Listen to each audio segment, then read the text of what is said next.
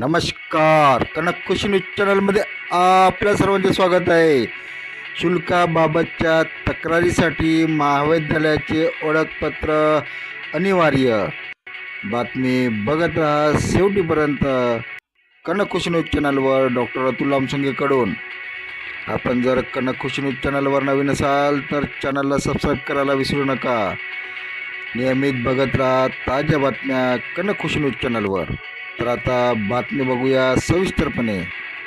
व्यावसायिक अभ्यासक्रमाच्या महाविद्यालयातील अनियमित आणि बेकायदेशीर शुल्कवाढीबाबत तक्रारी नोंदवण्यासाठी आता विद्यार्थी आणि पालकांना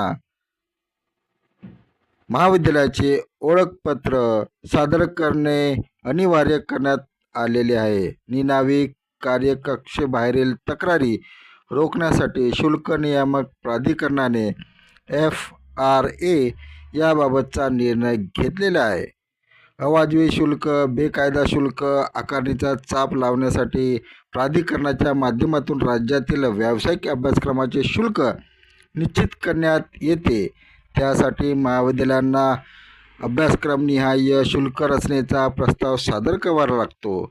या प्रस्तावाची छाननी करून प्राधिकरणाकडून शुल्क निश्चित करण्यात येते. शुल्काबाबत आक्षेप तक्रारी असल्यास विद्यार्थी पालक शुल्क नियामक प्राधिकरणाकडे पुराव्यासह तक्रारी नोंदवावी लागते.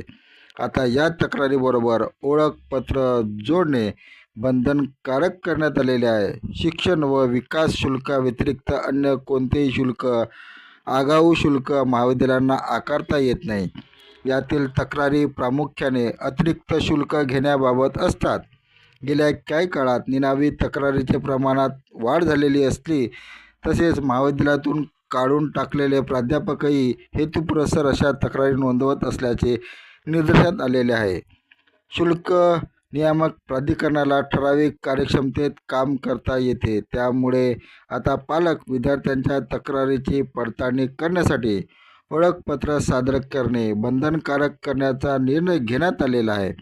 तसेच अतिरिक्त शुल्काचा परतावा करण्यासाठी ओळखपत्र असणे आणि म्हणून व्यावसायिक अभ्यासक्रम चालविणाऱ्या महाविद्यालयाच्या शुल्काबाबतच्या तक्रारीसाठी तक्रारदार विद्यार्थी असो की पालक त्यांना त्या तक्रारीसोबत आपले ओळखपत्र सोबत जोडणे अनिवार्य करण्यात आलेले आहे. धन्यवाद. आपण बघत होता कनक खुशी न्यूज चॅनल. कनक खुशी न्यूज चॅनलला सबस्क्राईब करा, लाईक करा.